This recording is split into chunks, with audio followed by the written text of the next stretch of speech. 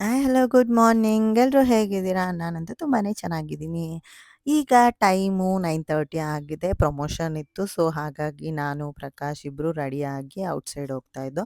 ಅವ್ರಿಗೂ ಸ್ವಲ್ಪ ಹೊರಗಡೆ ಕೆಲಸ ಇತ್ತು. ಸೊ, ಹಾಗಾಗಿ ಇಬ್ರು ಕೆಲಸನೂ ಮುಗಿಸ್ಕೊಳ್ಳೋಣ ಅಂತೇಳಿ ನಮ್ಮ ಬೆಕ್ಕು ಮಧ್ಯ ಅಡ್ಡ ಸೌಂಡ್ ಕೊಡ್ತಾ ಇದ್ದಾನೆ. ಪ್ಲೀಸ್ ಸ್ವಲ್ಪ ಅಡ್ಜಸ್ಟ್ ಮಾಡ್ಕೊಳ್ಳಿ. ಇಬ್ರೂ ಅವ್ರಿಗೂ ಕೂಡ ವರ್ಕ್ ಇತ್ತು. ಸೊ, ಇಬ್ರು ಆಚೆ ಹೋಗೋಣ ಅಂತೇಳಿ ಇದು ಮಾಡ್ದೋ.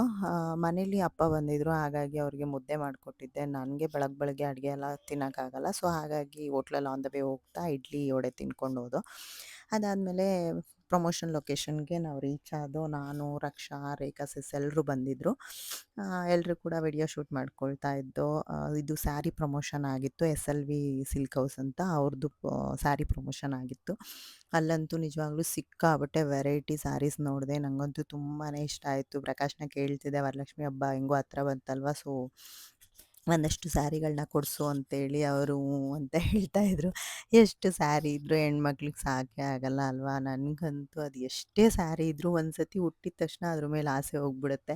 ನೆಕ್ಸ್ಟು ಬೇರೆ ಸ್ಯಾರಿ ಮೇಲೆ ಕಣ್ಣು ಬೀಳ್ತಾ ಇರುತ್ತೆ. ಅದು ಏನಂತಲೇ ಗೊತ್ತಿಲ್ಲ. ನಾನೇ ಹಿಂಗೋ ಅಥವಾ ಎಲ್ಲ ಹೆಣ್ಮಕ್ಳು ಹಿಂಗೇನೋ ನನಗೆ ಗೊತ್ತಿಲ್ಲ. ಸೀರೆ ಅಂತಲ್ಲ, ಡ್ರೆಸ್ ಆಗಲಿ, ಸೀರೆ ಆಗಲಿ, ಏನೇ ಆದರೂ ಅಷ್ಟೇ, ಒಂದು ಸಲ ಹಾಕೋರ್ಗೂ ಅಷ್ಟೇ ಅದ್ರ ಮೇಲೆ ಇಂಟ್ರೆಸ್ಟು. ಅದಾದಮೇಲೆ ನೆಕ್ಸ್ಟ್ ಟೈಮ್ ಆಲೇ ಅದೊಂಥರ ಹಳೇದು ಥರ ಫೀಲ್ ಆಗ್ತಾ ಇರುತ್ತೆ.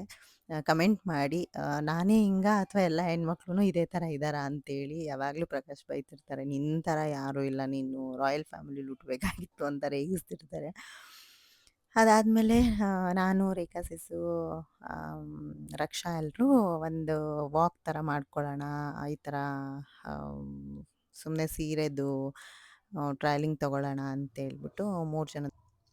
ಅದೆಲ್ಲ ಆದಮೇಲೆ ಕಂಪ್ಲೀಟಾಗಿ ವಿಡಿಯೋ ಎಲ್ಲ ಮುಗಿಸ್ಕೊಂಡು ಅಲ್ಲೇ ಕೆಲವುದು ಅಂದರೆ ಇವಾಗೇನು ನಾವು ಸ್ಯಾರಿದು ವಿಡಿಯೋ ಮಾಡ್ತಾ ಇದ್ದೀವಿ, ಅವ್ರದ್ದೇನೆ ಮಗ್ಗ ಕೂಡ ಇದೆ, ಓನು ಮ್ಯಾನುಫ್ಯಾಕ್ಚರಿಂಗು.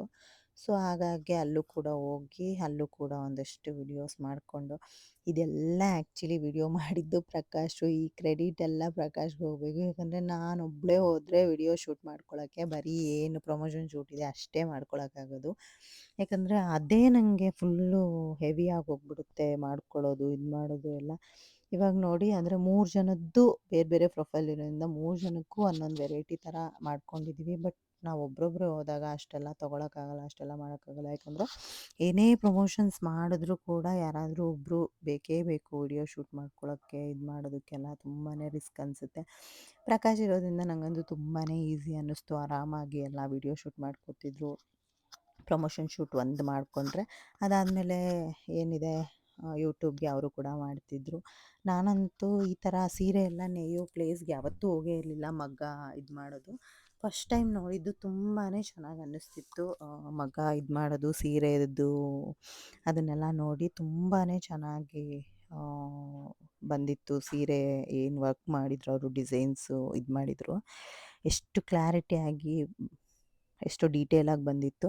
ಆ್ಯಂಡ್ ಅದೆಲ್ಲ ಮುಗಿಸ್ಕೊಂಡು ಮನೆ ಕಡೆ ಹೋಗೋ ಟೈಮಲ್ಲಿ ಎಳ್ನೀರು ಕುಡಿಯೋಣ ಅಂತೇಳಿ ಎಳ್ನೀರು ಕುಡಿತಿದ್ದೆ. ಪ್ರಕಾಶ್‌ನ ಕುಡಿ ಅಂದೆ, ಅವ್ರು ಬೇಡ ನನಗೆ ಅಂದರು. ನಾನು ಅದೇ ಹೇಳ್ತಿದ್ದೆ, ತುಂಬಾ ಅಂದರೆ ವೆದರ್ ಸ್ವಲ್ಪ ಕೋಲ್ಡ್ ಇರೋದಕ್ಕೆ ಅದು ಕೂಡ ಫುಲ್ ಕೋಲ್ಡ್ ಇತ್ತು ಎಳ್ನೀರು. ಹಾಗಾಗಿ ನೀನು ಸ್ವಲ್ಪ ಕುಡಿ ಬಾ ಅಂತ ಕರಿತಿದ್ದೆ. ಅವ್ರು ಹಂಗೂ ಬೇಡ ಅಂತಿದ್ರು. ಆಮೇಲೆ ಮಧ್ಯ ಏನೋ ಹೇಳ್ಕೊಂಡು ರೇಗಿಸ್ತಾ ಇದ್ರು ನನಗೆ.